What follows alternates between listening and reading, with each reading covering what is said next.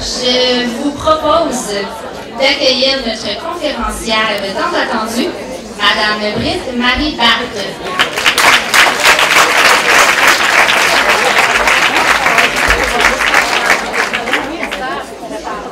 Alors, Madame Barthe est professeure émérite en sciences de l'éducation à l'Institut supérieur de l'Institut de Paris. D'origine suédoise, très à l'aise dans le domaine interculturel, ses études et ses expériences professionnelles l'ont menée à travers le monde. Elle est l'auteure de 3 ouvrages principaux, édités au Québec par Chenelière Éducation, soit L'apprentissage de l'abstraction, Le savoir en construction, ainsi que Élève chercheur, enseignant, médiateur. Alors, place maintenant à notre souper pédagogique, presque parfait. Merci.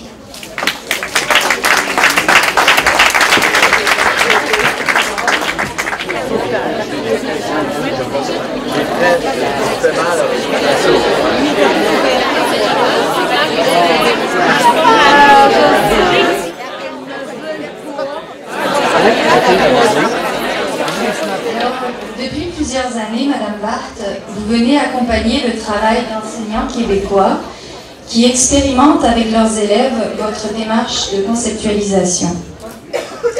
D'ailleurs, quelques exemples de ces collaborations pédagogiques figurent dans votre dernier ouvrage « Élèves chercheurs, enseignants médiateurs. Donner du sens au savoir ». Nous sommes bien heureux que vous ayez accepté notre invitation à ouvrir les discussions de ce premier rendez-vous des écoles francophones en réseau ici à Québec. Vous souvenez-vous de ce que vous m'avez répondu la première fois que je vous ai présenté le projet? Moi, oui. Vous m'avez dit, il faut voir, là je ne peux pas refaire l'accent de Britt Marie, je suis désolée, il faut voir comment je pourrais contribuer. Quelle bonne occasion pour se former et se lancer sur des voies nouvelles. C'est une époque tellement formidable pour l'éducation. Nous avons voulu vous inviter, Monique et moi, parce que vous avez joué un rôle important pour nous. Nous vous sommes reconnaissantes d'avoir éclairé la réflexion que nous menions sur nos pratiques et sur l'apprentissage, la construction du savoir. Pour ma part, dans une de vos formations, cette phrase m'a marquée. Il y a des mots qui ne sont que du bruit. Le mot n'est pas le sens. Votre rôle est dans cet accompagnement pour donner du sens au savoir, et votre dernier livre a le mérite de toucher des points qui nous préoccupent. Rétablir la confiance et la motivation des enseignants et des élèves, mais surtout créer une école en cohérence avec notre temps. Ce soir, bien simplement autour de cette table, nous parlerons donc d'apprentissage et de pédagogie, du rôle de l'enseignant, des moyens à mettre en œuvre pour susciter l'engagement cognitif et affectif des élèves, de l'évolution dans nos manières de comprendre l'apprentissage, de la place du numérique dans la salle de classe et des implications de tous ces changements. Ce soir, vous nous parlerez de révolution cognitive et de révolution numérique, de leurs interactions, des rôles des élèves et des enseignants qui guident leur regard. À vous, Britt Marie. Merci Nathalie, et merci à vous tous pour cette accueil.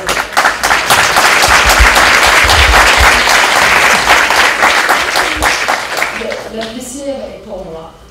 Et j'étais très touchée par cette invitation. Je suis très heureuse d'être là avec vous aujourd'hui et de partager cette réflexion. Et je voudrais saluer aussi les personnes qui ne sont pas présentes, qui sont avec nous ce soir pour partager aussi cette réflexion. Je vais donc commencer pendant ce premier bloc avec une présentation un peu plus formelle pour situer quelques rappels. Je vous dis, je vous l'entendais, je suis arrivée lundi de Paris, il faisait 20 degrés dans mon jardin le matin. Je suis arrivée le soir, il faisait moins 20, je voulais me promener un peu quand même pour voir la belle vue. Et du coup, j'ai attrapé une petite... j'espère que la voix va tenir et vous m'excuserez. Donc, bienvenue et on y va. Il y a aujourd'hui une grande pression sur l'école et les enseignants. Les comparaisons internationales des résultats des systèmes scolaires augmentent la demande d'innover pour faire face aux défis nouveaux qui se posent à la planète entière. La révolution numérique est mise en avant comme un levier de changement pour transformer la pédagogie. On se pose la question de l'impact du numérique.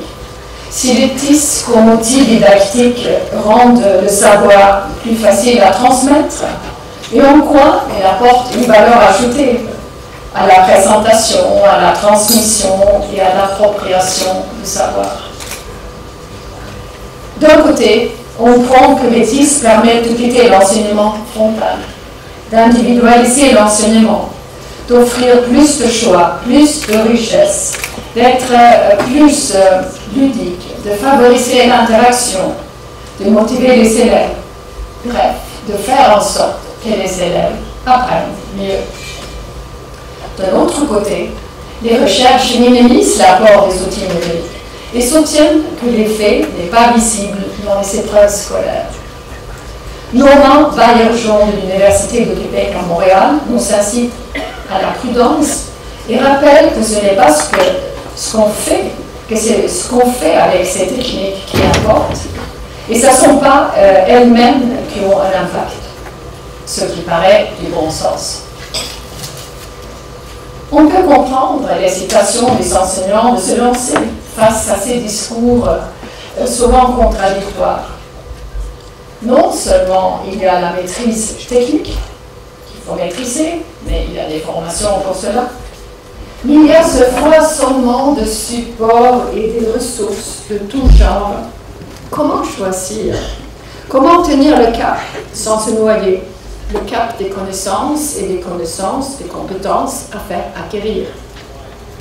Comment insérer ces nouvelles ressources dans le cadre de son enseignement? Et comment réorganiser le rôle? Tout cela peut paraître risqué. Et en même temps, c'est une occasion de se lancer dans cette aventure où l'on pourra mettre en valeur ce qu'on fait déjà bien et faire plus et plus souvent grâce à des outils plus performants. Face à ces contradictions, ces différents conseils, où chercher les réponses? En parallèle de cette révolution numérique plus récente, il y a la révolution cognitive, en marche depuis les années 50. Jérôme Bronner, le grand psychologue américain que j'ai eu la chance de connaître depuis 30 ans, je lui ai parlé il y a quelques jours, il sait qu'on est là, il a 98 ans, mais still going strong, et ça a été un grand privilège pour moi de le connaître pendant tout ce temps, et c'est lui qui est un des pionniers de cette révolution cognitive. Les recherches en sciences cognitives, notamment la psychologie cognitive, l'anthropologie, la linguistique, et plus récemment les recherches sur le cerveau, et il ne faut pas oublier les recherches en sciences de l'éducation, nous ont apporté un autre regard sur l'élève qui apprend et un autre regard sur le savoir qui se construit.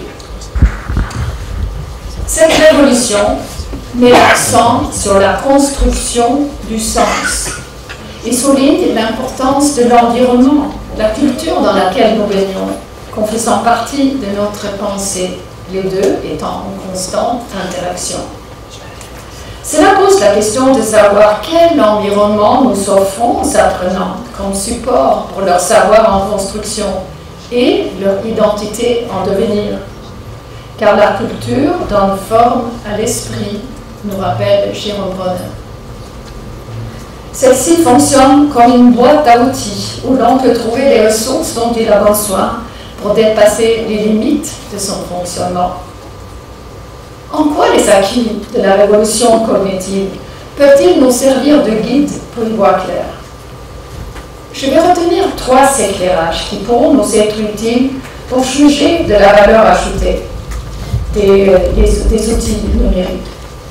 L'aspect cognitif, l'aspect relationnel et l'aspect affectif. Autrement dit, comment la révolution cognitive peut-elle guider la révolution numérique? D'abord, l'aspect cognitif. Ce que je retiens d'abord, c'est que pour apprendre, il faut réfléchir. Réfléchir pour apprendre, apprendre à réfléchir. Ce n'est pas nouveau. Déjà Aristote nous l'a expliqué et nous le savons tous. Il nous demandait aux élèves de réfléchir avant de répondre. Mais comment s'y prendre? Comment faire la différence entre un stimulus-réponse mémorisé, une opinion et une réflexion? Réfléchir signifie renvoyer dans une direction différente. Confronter, c'est porter un jugement, mettre à l'épreuve. C'est la capacité de sélectionner, de distinguer avec justesse, de discerner ce qui est essentiel dans une situation donnée et de chercher à vérifier la preuve à l'appui, argumenter. Recommencer si l'on s'est trompé. Cela demande un effort et c'est là il faut se donner le temps nécessaire. Par exemple, pour apprendre ce qu'est une phrase, il faut apprécier à distinguer les éléments essentiels qui nous permettent d'identifier une phrase et, par la suite, en savoir formuler une. Le mot phrase tout seul ne permet pas de comprendre en quoi consiste une phrase. Et si on demande aux élèves d'observer les caractéristiques d'une phrase, c'est l'objectif formé pour un projet collectif d'écriture.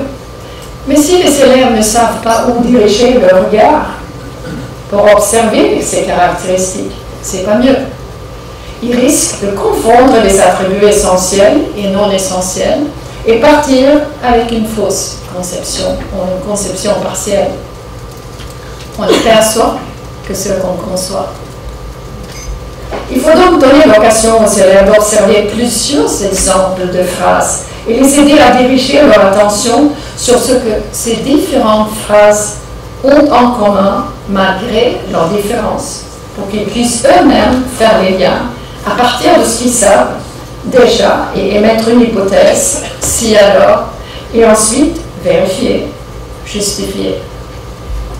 C'est une pensée créative qu'il faut déployer, qui consiste à trouver et à nommer des liens qui relient les exemples et à les structurer et à les hiérarchiser pour arriver à construire un concept, la phrase. Il s'agit d'un aller-retour entre l'abstrait et le concret afin d'arriver à une compréhension en profondeur, condition pour le transfert. C'est la même chose pour les concepts impliqués dans notre concours de tweets, métaphore, analogie, allitération, antithèse, ainsi que les mots nouveaux proposés aux élèves, faribole, hurluberlu ou tohu-bohu. La construction des concepts est au cœur de l'apprentissage, au cœur de la pensée tout court. Ce mode de pensée n'est pas inné, il faut le cultiver pour que cela devienne une habitude. C'est à l'école qu'on peut faire cet entraînement. Et pour cela, il faut des outils de pensée. La langue est l'outil le plus important pour préciser sa pensée. Il faut d'abord pouvoir l'exprimer. Une fois les concepts chargés de sens, ils peuvent servir d'outils d'investigation et d'action. Mais sans concept, sans langage, on ne peut pas penser, on ne peut pas agir. Pour comprendre, pour construire ces concepts, au départ, il faut une variété de situations, d'expériences, d'exemples et de contre-exemples. Pour le concept phrase, par exemple, un tableau numérique permettrait d'afficher sur l'écran différentes phrases, mettre en valeur certains éléments par-dessous, en faire disparaître d'autres, laisser les élèves ajouter leurs exemples, les justifier. L'enseignant est très pressant. Il les incite à faire des inférences, guide l'attention par le choix d'exemples, donne du feedback régulièrement. Mais ce sont les élèves qui réfléchissent. L'outil, le tableau numérique, permet d'augmenter le nombre et la variété des exemples dans un temps donné, et donc augmenter les occasions de réfléchir pour ensuite mieux s'agir. Cela nous mène au deuxième élément à retenir pour un apprentissage signifiant, l'interaction. On n'apprend pas seul. Notre conception de l'apprentissage comme un temps individuel c'est-à-dire que chacun apprend seul dans sa tête, est en train de changer. L'apprenant n'est pas un récipient qu'il faut remplir, ni une éponge qui absorbe. Il apprend en interaction avec les autres, mais également, et c'est tout aussi important, l'interaction avec le savoir lui-même, pour en avoir une expérience, se familiariser avec lui, tel qu'il s'exprime dans différents contextes et dans différents langages. Apprendre, c'est donner du sens au savoir par cette interaction qui se transforme en pensée. C'est dans ce deuxième temps qu'on peut l'intégrer, l'intérioriser. La recherche du sens est au cœur de cette démarche. Le sens n'est pas un déjà là. Il ne suffit pas de l'énoncer pour que l'autre comprenne. Le sens va émerger ou pas, selon la démarche que l'apprenant suit, selon les occasions qu'il a à se familiariser avec un contenu abstrait sous une forme plus concrète, qu'il peut reconnaître. Il faut toujours trouver un point de référence commun. Quand on apprend quelque chose. À l'école, on apprend des savoirs culturels, des savoirs disciplinaires, des savoir-faire. C'est donc le sens de ces savoirs-là que les élèves doivent construire, ou plutôt reconstruire. Le sens qu'il intériorise est toujours une construction de chaque apprenant. Mais cette construction commence dans l'interaction pour se transformer ensuite en pensée individuelle. La question qui se pose, avec qui et avec quoi nos élèves vont-ils interagir, penser? Ici encore, un tableau numérique peut servir de moyen pour les élèves de faire des exercices interactifs ou des corrections collectives d'un texte. Chacun peut interagir à la fois avec le contenu et avec les autres par rapport à un but précis. L'enseignant peut suivre le raisonnement des élèves et les aider à diriger leur attention sur certains points, modéliser les stratégies efficaces. Il est facile de visualiser des liens, structurer, surligner, ce qui aide à la mémorisation. Chacun pourra en garder une trace écrite, ce qu'un tableau noir ou autre support traditionnel ne permet pas. L'outil facilite ainsi de créer une attention conjointe, condition, selon Jérôme Bronner, pour la participation. On arrive à l'aspect affectif. Le troisième élément que je retiens et qui conditionne les autres, c'est l'intention d'apprendre. L'engagement, l'implication dans cette activité. Là, on touche le côté émotionnel de notre intelligence. Si l'on ne se mobilise pas intellectuellement et affectivement, que ce soit par un intérêt intrinsèque ou par un effort participatif, on n'apprend pas. L'intention d'apprendre ou la motivation dépend en grande partie de la façon dont les élèves vont percevoir le sens de la situation réciproque et leur propre rôle dans celle-ci. Quelle place vont-ils avoir? Comment les enjeux personnels vont-ils être pris en compte? Quelle prise vont-ils avoir sur la réussite de l'activité, la leur et celle des autres? Peuvent-ils se sentir en sécurité, en confiance? Cette perception de bien-être ou de mal-être face aux apprentissages proposés à l'école, voire à l'université, est de nature émotionnelle. Être rationnel, ce n'est pas de se couper de ses émotions. Au contraire, c'est plutôt les émotions qui guident notre raison, nous enseigne le neurobiologiste Antonio Damasio. Intention, cognition et émotion vont ensemble, se soutiennent.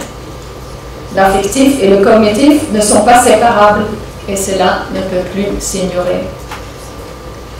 L'enjeu pédagogique est de faire adhérer les élèves à un projet d'apprentissage commun où l'on rend explicite les attentes mutuelles. J'appelle cela un contrat d'intersubjectivité qui vise à créer la confiance nécessaire pour s'engager dans ce processus enseigner-apprendre. Les élèves doivent comprendre qu'il y a une tâche concrète à laquelle ils sont invités à participer en interaction avec les autres et qui aboutit à une production. Par les structures d'interaction proposées, on garantit une place à chacun. Chacun doit se sentir comme un interlocuteur valable. L'activité proposée doit avoir un début et une fin, anticiper un but compréhensible qui offre quelques défis et un espace de dialogue et d'argumentation avec une série de feedbacks tout le long qui permet la maîtrise du succès de l'entreprise. On assure les élèves d'un accompagnement. Les outils numériques peuvent faciliter la possibilité de collaborer, d'intervenir sur la même production, de s'entraider, de se concerter. Et cela favorise sûrement le sentiment de bien-être et de sécurité. Mais il faudrait préciser les rôles pour que la collaboration soit réelle. Par exemple, pour résoudre une question de recherche ou un problème, où chaque membre d'un groupe de 4, par exemple, détient une partie de l'information, une collaboration devient nécessaire pour y arriver. Il faut donc réfléchir à l'organisation des structures d'interaction. En mini-conclusion, le défi pour l'enseignant est de prendre en compte ces 3 facettes de l'apprentissage en même temps. Le réflexif, comment on va susciter la réflexion pour apprendre. L'interactif, comment on va créer une interaction entre les personnes, mais aussi cette interaction avec le savoir dans ses différentes formes. Et l'affectif, comment on va engager les personnes, susciter l'intention d'apprendre en vue de leur faire acquérir des connaissances dynamiques et flexibles, prêtes à être mobilisées dans des compétences multiples. Avec cette triple exigence, le rôle traditionnel du maître évolue. Il devient ici un médiateur entre les élèves et le savoir, et entre les élèves. C'est lui qui conçoit et organise des rencontres avec ce savoir dans ses formes dynamiques. Un savoir mis en pratique pour que tous les élèves puissent interagir avec lui. Au lieu d'exposer son savoir, il est mis au service des élèves pour que eux ils puissent construire, ou plutôt co-construire, le leur. Il les initie à l'utilisation des outils de pensée et guide les élèves dans leurs efforts de compréhension et de conceptualisation. Dans cette perspective, apprendre devient apprendre à penser avec les autres et avec le savoir, et l'enseignant est à la fois connaisseur et organisateur, inspirateur et catalyseur, modèle et accompagnateur. Son rôle, ou plutôt ses rôles, sont devenus plus complexes, plus exigeants, mais plus valorisants.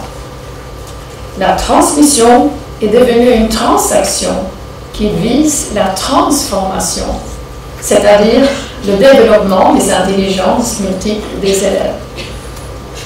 Ceci est vrai pour toute situation d'apprentissage à l'école, sans ou avec le numérique. Quelle peut être la valeur ajoutée du numérique? C'est ça votre question. Une première valeur ajoutée, je trouve, est que son existence stimule le débat pédagogique. C'est déjà énorme. Cela peut être une chance pour l'école.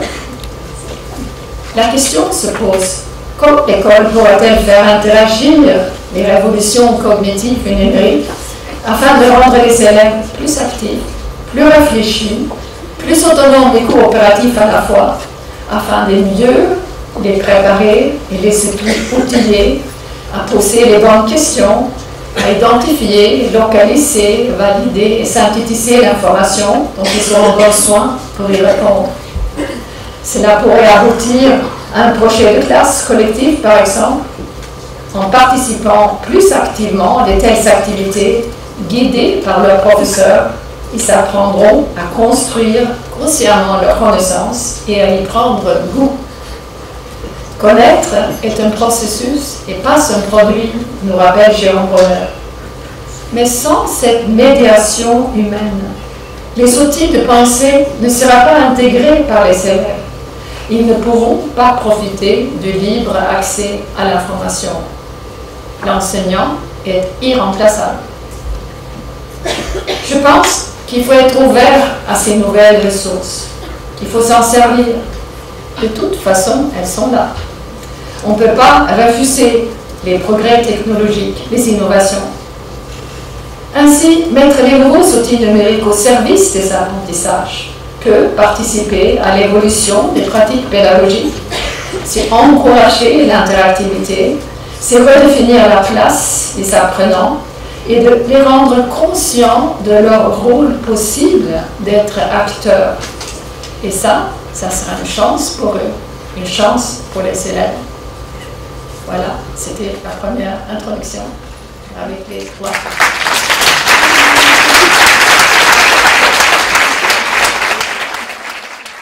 Alors, nous sommes en direct du souper pédagogique presque parfait avec Britt-Marie Barthe. On s'apprête à aller aux tables pour recueillir les commentaires, finalement, les impressions des gens sur le premier bloc de Britt-Marie Barthe. Donc, on va se diriger avec André à la première table. On va aller voir Mme Côté pour recueillir ses commentaires à l'instant. Madame Côté, vous allez bien? Oui, vous? Ça va très bien. Je me demandais, après la première partie de Mme Barthe, quels sont vos commentaires ou réflexions ou impressions sur ce qui s'est passé? Okay. Commentaire personnel, tout d'abord. D'habitude, je suis une tweet addict et je tweete sans arrêt. Je ne l'ai pas fait.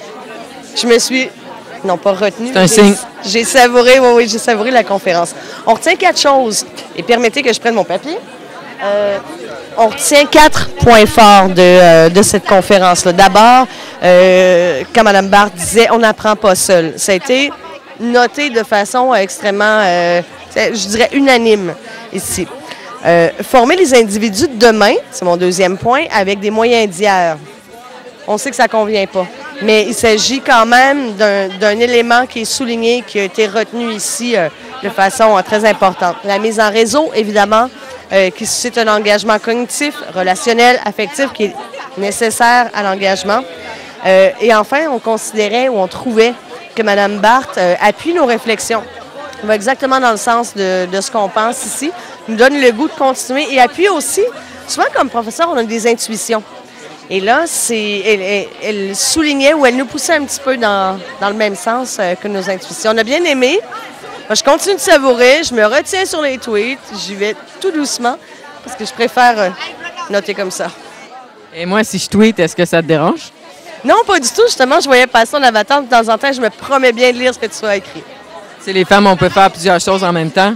Évidemment, on a ce privilège-là. Alors moi, j'écris, je réfléchis, j'écoute et je savoure mon vin rouge. C'était Annie Côté, alias sur Twitter, Annie Rikiki, à suivre absolument. Merci, Annie. Merci à toi. Alors, on a un prochain commentaire à une même table. Donc, Mme Légaré, c'est une table qui est très, très active ce soir.